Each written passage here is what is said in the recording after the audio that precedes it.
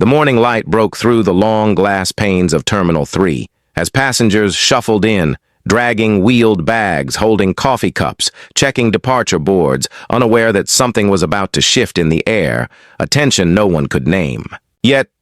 But it was coming, and it was tied to an old man in worn boots. He moved slow, not because of age, though the years showed on his face, but because of a certain weight he carried, one that had followed him from the battlefields across oceans, from jungles to deserts, from nights without sleep to mornings without comrades. The black case he held was small, barely the size of a lunchbox, but inside it was more than metal, more than ribbons. It was proof of things survived, of oaths kept, of men lost. His name was Walter Briggs, retired Master Sergeant, United States Army, 3 tours in Iraq, 2 in Afghanistan, 1 leg full of shrapnel, 1 heart heavier than most. He had a connecting flight to Dallas. His daughter was waiting he had not seen. Her in 6 years today was her wedding, and he carried the medals not to show off, but to give her a piece of the man she always believed in. The TSA line was long. People were impatient, but Walter stood steady, nodding to a crying child, saluting a young Marine in dress blues who passed by with his head high and chest out. When Walter reached the conveyor, he placed his boots and belt in the tray, removed his cap, and finally set down the black case gently with care, like laying an old friend to rest. The young TSA agent was new first month on the job. He barely looked up when Walter stepped through the scanner. He was already reaching for the black case, muttering about metal objects and secondary inspections. The older agent next to him glanced at the name on the bag, paused for a second, and opened his mouth as if to speak. But the younger one waved him off.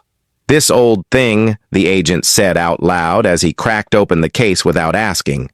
The metal slid out clattering into the plastic tray, a purple heart, a bronze star, even the Distinguished Service Cross, all tossed like spare change.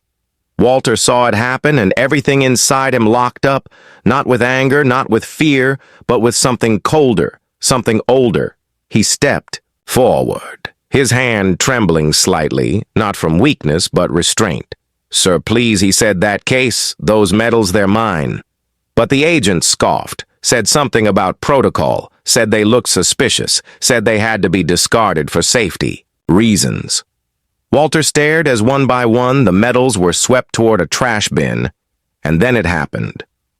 The Marine who had passed by earlier doubled back slowly. Quietly, he stood behind Walter without a word. Then another man in a black coat paused, dropped. His bag stepped out of line. A woman in uniform walked over, took off her hat, placed it over her heart. Someone else filmed it, but no one spoke. Not yet, because in that moment, something ancient stirred. Not in Walter, but in the people around him. Something about honor, something about respect, something they didn't know they still believed in until now. The metal case lay empty. The terminal held its breath, and everything was about to change.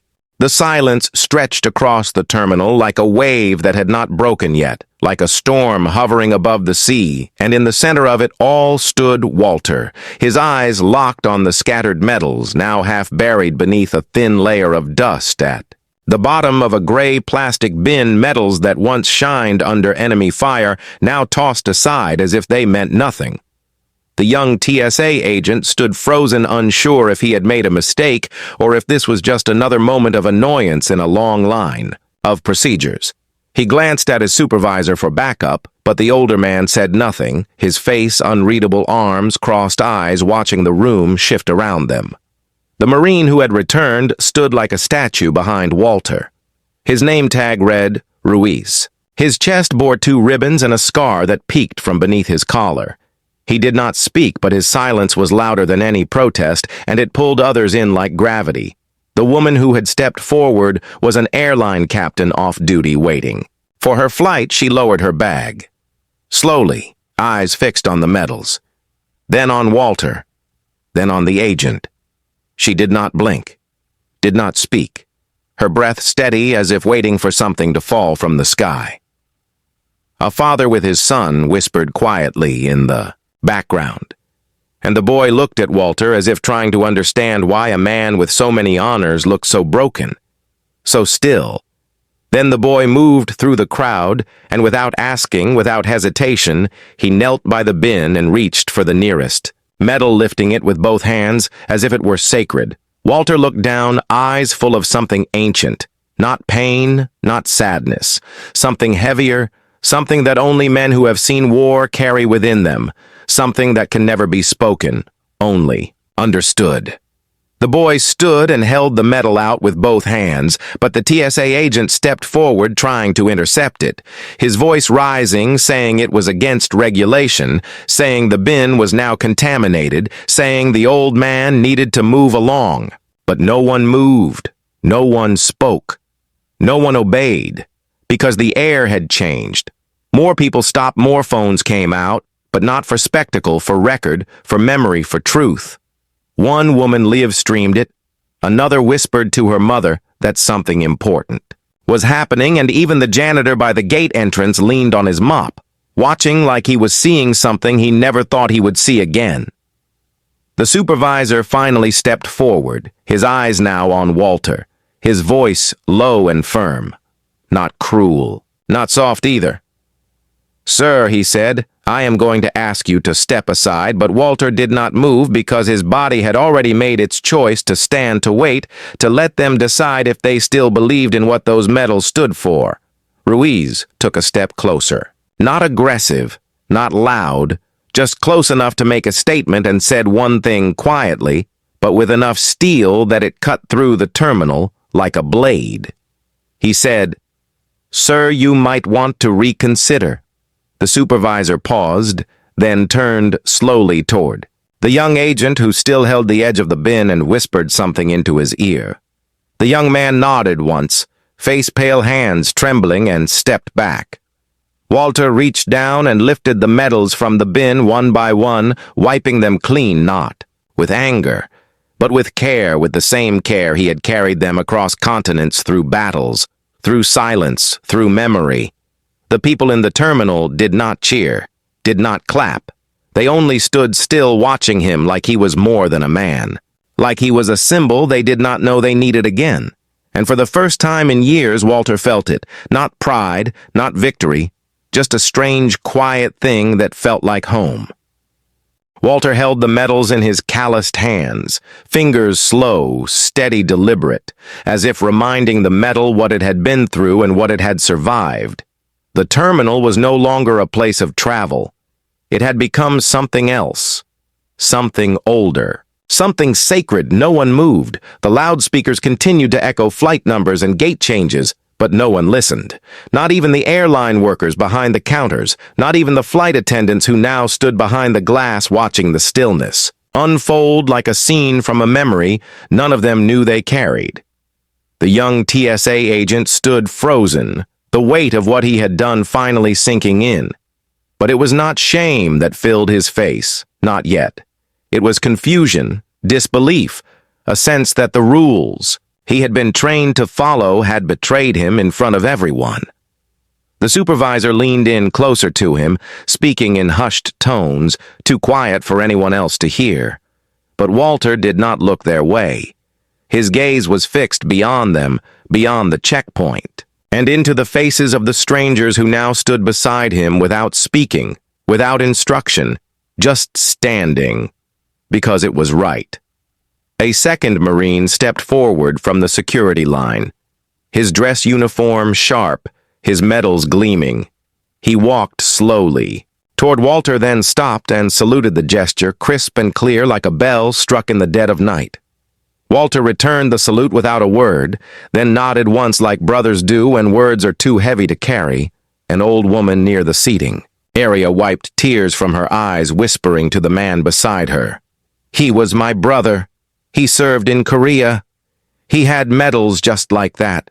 I never saw them again. Not after they folded the flag and put it in my hands and told me he was never coming home." Others began stepping forward. Not all of them veterans, some were just people who remembered a father or a grandfather or a neighbor who never talked about the war, but walked with a limp or stared too long at nothing. And now they watched as one man reminded them that those stories still mattered. A child near the snack stand pointed at Walter and asked his mother, "Why is everyone looking at him?" And she bent down and said, "Because he did something brave, and now they almost threw it away." The terminal was still frozen. No one ordered it. No alarm had gone off, no announcement had been made, but somehow every part of the building knew not to interrupt, not to break this moment. Walter turned and looked at the trash bin still sitting beside the conveyor belt, and then slowly, carefully, he placed the empty case beside it. Not in the bin, but on top of it. Open wide with each metal laid inside like a ceremony. With no music. He turned to Ruiz and to the other Marine, nodded once more, then stepped back, away from the checkpoint, but he did not leave. Not yet. His flight was still an hour away, and he had nowhere more important to be than right here. The agents behind the scanners said nothing now. Even the supervisor seemed unsure of what to do, because this was no longer about policy or protocol. This was about something older than orders, something buried deep in the bones of the country. And all Walter did was stand still, medals in hand, back straight, boots planted like roots, because sometimes you do not need to speak to make the world listen. The radio on the supervisor's belt crackled to life, a voice on the other end, sharp and official, asking for an update, requesting a status report on the delay at checkpoint 3. He stepped back, pressed the earpiece close to his ear. His eyes, never leaving Walter, who stood there calm, still unshaken. "Sir, we need to move him," the voice said. "We have schedules to maintain." But the supervisor did not respond immediately, because he knew now this was not just about one man and some medals. This had become something larger and moving. It would mean breaking something that could not be fixed. Behind him, the younger TSA agent sat down on a bench, head in his hands. Breathing heavy, the weight of 1,000 unspoken stares pressing against his chest. He thought about how quickly it had all unraveled, how one careless action had pulled the pin on a moment that exploded without sound. Ruiz still stood beside Walter, not guarding, not protecting, simply being present like a wall built of silence and loyalty and the memory of things not forgotten. The other Marine now stood on the other side. And though they did not know each other, they stood as if they had fought side by side for years.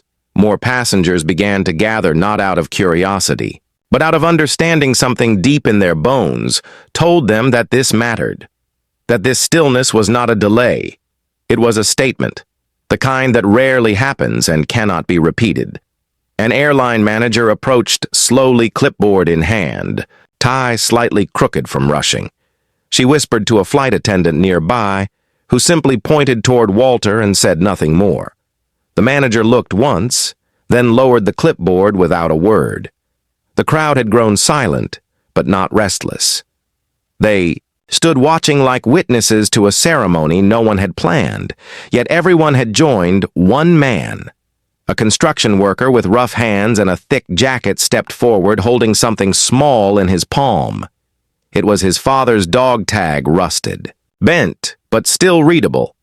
He walked to Walter without asking permission, placed the tag gently into the open metal case, then stepped back. Nodding once, no words exchanged, no need for explanation. And that simple act rippled through the crowd like wind, through dry leaves. The terminal clock ticked forward, flights, delayed screens blinking with updated times, but no one complained. No one asked for refunds or answers. They just stood, because something inside them remembered that there are moments when you stop, because standing still says more than marching on. The radio crackled again, this time louder. "This is Airport Command. We need that line cleared immediately." The supervisor looked down, then up again at Walter, then at the Marines, then at the quiet growing crowd, and finally he pressed the button on his shoulder and replied, "We have a situation here, sir. I recommend you come see it for yourself." The voice hesitated, then answered, "We are on our way." Walter heard it all, but he did not. react. His focus was not on the radio or the pressure building behind the scenes. It was on the boy who had given him the first medal from the bin. The boy stood nearby, eyes wide, watching like he was seeing something he would never forget. Walter bent down slowly and reached into the case, pulled out the bronze star, held it in both hands, then walked to the boy, knelt down and said something only he could hear, and placed the medal in his hands. The boy looked at it, then at him, and nodded, as if accepting something far bigger than a piece of metal. And when Walter stood again, the crowd did not clap.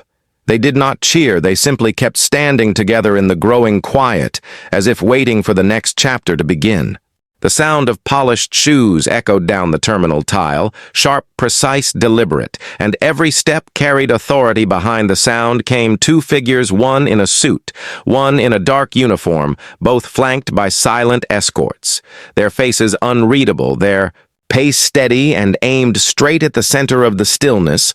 Where Walter stood, people began to part without being asked, moving slowly with quiet respect, as if clearing space for something sacred, not out of fear, but reverence. And as the officials passed through the crowd, heads turned, but no one spoke. No one asked questions. They simply let them pass like shadows moving through memory. Walter remained where he was, back straight. Boots planted the metal case, now closed, resting on the tray beside the bin. The boy stood nearby, still holding the bronze star like a promise not yet fully understood. Ruiz, and the other Marine remained still, calm, unshaken. Not bodyguards, not shields, just brothers in silence. The man in the suit stepped forward first. His badge flashed, but no name was spoken, his voice low and official. "Master Sergeant Briggs, I am Director Cole with Airport Operations. This situation needs resolution. We cannot allow disruptions at this scale. Please come with me." Walter looked at him, steady, but did not speak, did not move. His silence was not defiance, it was choice, and that choice carried weight that filled the entire terminal more than any argument, more than any protest. The officer in uniform stepped beside Cole, his ribbons heavy on his chest, his face marked by time and rank. Colonel Davis, United States Army. His eyes scanned the scene, then stopped on Walter. Something flickered in his gaze, recognition, maybe respect, maybe memory. He stepped past Cole without waiting for permission, and approached Walter directly, stopped 3 feet away, and stood tall. "Master Sergeant Briggs, we served in the same theater you were in, Fallujah. I remember the reports your unit held the bridge under fire for 72 hours straight. Your name came up more than once." Walter gave a small nod, his first movement in what felt like forever. The colonel took a breath, then turned slightly to Cole. "This man is not causing a disruption. He is standing and others are standing with him because something happened here, something we cannot erase with procedure." Cole frowned, his grip on the folder tightening. "We have policies to enforce. This kind of crowd formation is a security risk. If he refuses to comply, we have to remove him." Then came a voice from the crowd, low but clear. It was the old woman who had spoken earlier, her voice cracking but firm. "If you remove him, you remove all of us." And then another voice. A young father beside his son said the same, and then a pilot, then a janitor. Then one by one, voices repeated it, soft but unyielding. "You remove him, you remove all of us." Cole turned in a slow circle, watching the eyes, watching the stillness, the quiet power in 100 strangers, unified without command. And for the first time, his confidence wavered. Colonel Davis looked at Walter and spoke again. "You do not need to say a word. You already said everything that needed to be said by standing here. But the world is watching now, so how this ends is up to you and you alone." Walter looked down at the case, then up at the crowd, then finally at the colonel, his eyes tired but fierce. Then he picked up the metal case and turned toward the boy, gently placed the case in his arms, then placed his hand on the boy's shoulder and nodded once. And just like that, the boy stepped forward slowly toward the colonel and held out the case with both hands. No fear, no hesitation, only honor, and the entire terminal waited to see what the man in uniform would do next.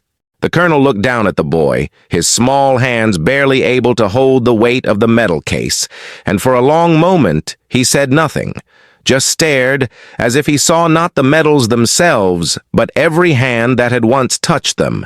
Every battlefield, every fallen friend, every quiet salute whispered under fading flags. The boy did not flinch, did not lower his gaze, and in that moment something passed between them, something wordless and ancient, something only understood by those who have worn a uniform or waited at a window for someone who never came home. Colonel Davis reached out slowly and placed both hands on the sides of the case, then knelt down to the boy's level, his voice calm and low. "What is your name, son Eli?" the boy said without hesitation, his eyes wide but steady. The colonel nodded and said, "Eli, what you are holding is more than medals. It is sacrifice, it is courage, and it is memory, and today you carried it with honor." Then he rose to his feet, turned to the crowd and spoke, louder, so all could hear. "This child has done what many forget to do. He has shown respect without being told. He has reminded us that some things cannot be discarded or ignored. And this man, this veteran, was treated in a way that dishonors every one of us who has ever worn the uniform." There was silence again, but it was no longer tense, no longer uncertain. It was filled with something deeper. It was respect growing in the space between strangers. Director Cole shifted uncomfortably his voice, rising over the hush. "Colonel, we still have policy to enforce this situation is irregular, and we cannot allow symbolic gestures to override national security standards." The colonel did not even look at him. He kept his eyes on Walter and said with clarity, "Sometimes, policy must step aside for principle. Sometimes what is right is not written in a manual." Walter stepped forward, now his boots slow on the tile, each step deliberate. He reached out and gently took the case back from Eli, placed a hand on the boy's shoulder, and said thank you, then turned to Colonel Davis and offered the case to him. The colonel hesitated for just a second, then took the case and turned back to the TSA checkpoint. He walked behind the conveyor, placed it carefully in a tray, and nodded to the agents there who ran it through the scanner without a word, without a protest. The screen blinked green, the tray moved forward, and the case emerged on the other side, untouched, unchallenged. Whole. Ruiz stepped forward, lifted the case with both hands and returned it to Walter, who accepted it silently, then turned to face the crowd once more. And then something happened that no one expected. The crowd slowly began to clap. Not loud, not fast, just slow and steady arising. Wave of gratitude, not celebration but acknowledgement. One person at a time, until the entire terminal was filled with the sound of hands meeting hands, not for applause but for respect. Director Cole stood motionless as the sound rose around him, unsure whether he had lost control or simply witnessed something beyond control. Colonel Davis gave Walter a final nod and said, "Safe travels. Master Sergeant, may your daughter be proud." And Walter replied, "She already is, sir. She always was." With that, he turned toward his gate, the Marines falling in behind him, the crowd parting without a word, people stepping aside as if making room for something sacred to pass. And though he walked alone, he was not alone, not anymore. The corridor to Gate B12 was long and quiet, except for the soft hum of airport machinery and the echo of distant announcements. But for Walter, each step was a memory, each corner a reflection. The metal case in his grip felt heavier now, not from weight, but from meaning.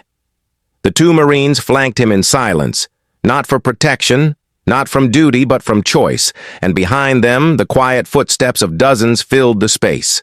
Slowly, passengers, employees, security guards, all trailing behind like a procession not of protest, but of unity. Walter did not ask them to follow. He did not need to, because some moments carry people forward without needing permission at the gate. The flight crew stood in a line, the captain at the front. She was the same woman who had watched in silence near the beginning, and now she stepped forward, eyes locked on Walter. Then, without a word, she saluted him, her hand firm and unwavering, and one by one her crew followed her lead. The gate agent looked at his screen, then back at Walter, unsure what to do, until the pilot leaned in and whispered something. He nodded slowly, typed something into the terminal, and stepped aside, as if clearing a path not for a passenger, but for a story too sacred to interrupt. Walter moved to the jet bridge, but before stepping in, he turned to the crowd behind him, and for the first time he spoke, his voice low but clear enough to carry. Thank you for remembering what cannot be taught in manuals. Thank you for standing when it mattered. He faced forward again, but someone in the crowd shouted, "Wait!" and the voice was young and cracking with urgency, and when Walter turned, he saw the same TSA agent, the one who had thrown the medals, his face pale, his eyes red, breathing heavy, from running. The crowd parted for him, and he stepped forward, chest-heaving hands. Shaking in one hand, he held something small wrapped in tissue, and in the other, a folded piece of paper. "I found this," he said, in a voice that almost failed, "in the bottom of the bin under everything else. I did not see it before, but I think it belongs to you." Walter reached out slowly and took the item, unwrapping it. It was a small pin, gold tarnished, shaped like a star, with a number carved on its back, a campaign star, one issued only under fire, and his breath caught because this one had been missing since Baghdad. He looked at the paper and unfolded it. A photograph, creased and faded, a woman in uniform holding a newborn smiling in the sunlight, his wife long gone. Now, and the child she had held was the daughter he was flying to see. Walter looked up, and the terminal faded. The walls, the lights, the machines all disappeared until there was only the young agent standing before him, shoulders lowered, eyes filled with regret and something else, something that might one day become understanding. "Thank you," Walter said quietly, and this time when he spoke, it felt like forgiveness, not loud, not declared, just offered like a hand in the dark. The young agent nodded, stepped back, and for the first time since it all began, he stood, tall. Walter turned, stepped into the jet bridge. The doors behind him did not close right away because no one moved to rush them. No one wanted it to end, and in the quiet that followed, a little boy asked his mother, "Is he a hero?" And she whispered, "Yes, he is. And today we all got to see why." Walter stepped into the aircraft, the air cooler, the lights softer, the hum of engines distant but steady. And as he walked down the aisle, passengers stood not because they were told, not because of duty, but because they felt something in their bones, something ancient that said, respect is not earned by titles alone. The flight attendants paused their routine movements, eyes following him as he passed row after row, his hand never releasing the metal case. The weight of it now shared by everyone who had stood, everyone who had watched, everyone who had remembered.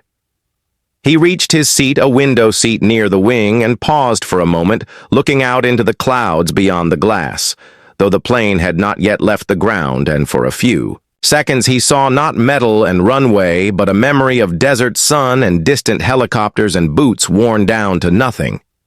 He sat slowly exhaling as if releasing something he had carried too long too far, and placed the case on his lap, one hand resting over it like a father watching over a sleeping child. The Marines took their seats behind him, silent, watchful, the way warriors sit when they no longer expect danger, but never forget it could return without warning. The pilot made no announcement. But passengers understood they would wait until the crew was ready, and the crew understood that ready did not mean wheels up ready, meant hearts steady. Walter leaned back, closed his eyes just for a moment, and saw her face again. The photo still, folded inside his jacket. Her smile unchanged, her arms around their newborn daughter, and he wondered if she would have smiled like that today, if she had lived to see this, if she had known how the world would stop for their story. He opened his eyes. To find a hand on his arm, it was the flight attendant from earlier, young voice soft. Her expression a mix of nerves and pride. She said, "Sir, there is a message from the tower for you." She handed him a small piece of paper, written hastily but clear, and it read, "From your daughter. She is waiting at arrival gate 22 with your grandson. He brought his own medals. He made them from cardboard and crayons. He says he wants to be like you." Walter smiled, not wide, not for show, but for real, the kind that pulls from deep within and stays there even after the smile fades, because it comes from knowing the journey meant something. Not just the battles, not just the pain, but the moments between the moments, the quiet victories no one else ever saw. The engines stirred. The aircraft began to roll. The captain said nothing about the delay, nothing about the reason, but everyone on board knew, and no one asked, because some stories do not need repeating, they only need remembering, as the wheels lifted from the ground and the sky opened around them. Walter held the metal case a little tighter, not for fear, not for pride, but for the truth. It carried the truth that even when thrown away, even when buried, even when forgotten, honor will rise. Again, when someone stands for it, and today the whole world had seen what that looks like. The flight descended slowly, the clouds parting like curtains drawn back before a final act. And as the city came into view below, Walter opened his eyes, the hum of the cabin returned. The flight attendants moved quietly, but everyone aboard still carried the weight of what they had witnessed, and none of them would forget. The captain's voice finally broke the silence, calm and even, but different now, like someone who had stood at attention before speaking. "We will be arriving shortly, please. Remain seated, and we thank you for your patience, though all of us know patience is not what this flight was about." Walter sat still, the metal case still resting on his lap, his fingers gently brushing its edge, his mind already miles ahead at gate 22. Where his daughter would be waiting, where a boy he had never met would be holding medals made of crayons and paper and pride. The landing gear locked with a dull thud, and the cabin held its breath for a moment, as if even the aircraft understood the importance of this moment. The runway rose to meet them, and when the wheels touched down, it was not just a return to Earth, it was a return to something more. The plane slowed, rolled, turned toward the gate where people on the ground had already gathered, not for maintenance, not for refueling, but to witness, to welcome, to bear witness to something that had begun far away in a different terminal, under different skies. As the aircraft reached the gate, the passengers remained seated. Not one person moved. Not one person reached for a bag or unbuckled early. They waited in silence, not because they were told, but because something in the air held them there. Something sacred, something real. The door opened and the pilot stepped out, not in full uniform, not with formality, but with quiet strength. She walked to Walter and said, "We are honored, sir. Please take your time. No rush, we will wait." Walter stood slowly, metal case in hand, and walked toward the door. Every person he passed offered something. Not always words, sometimes just a nod, sometimes just a hand over heart, sometimes just eyes that had seen enough to understand. As he stepped into the jet bridge, the light hit him softer, warmer, and he could hear voices ahead. Laughter, footsteps, the rustle of fabric, and the quiet click of someone holding back tears. And then he saw her, his daughter standing by the window holding the hand of a small boy who wore a cardboard chest plate decorated in stickers and markers and glitter, each one shaped like a medal, each one drawn from the imagination of someone who had only heard stories of what bravery looked like. The boy let go of her hand and ran forward, holding out a crayon-made medal as if it were forged in fire, and Walter knelt without hesitation and opened the medal case. And for a moment, old and new met there on the floor of that airport, without ceremony, without announcement, only presence. He took one medal from the case gently and placed it on the boy's chest, right over the cardboard, and said, "Now we match, soldier." And the boy stood straighter, his face glowing, his voice small and strong. "Yes, sir." "We do." His daughter reached him, then arms wrapping around his shoulders, her voice choked and soft. "You made it." And Walter whispered back, "Always did. Always will." And as they stood there together, the world outside moved on. Flights called, announcements echoed, but inside that gate time slowed again, because some arrivals are more than just landings. Some are answers to unspoken prayers.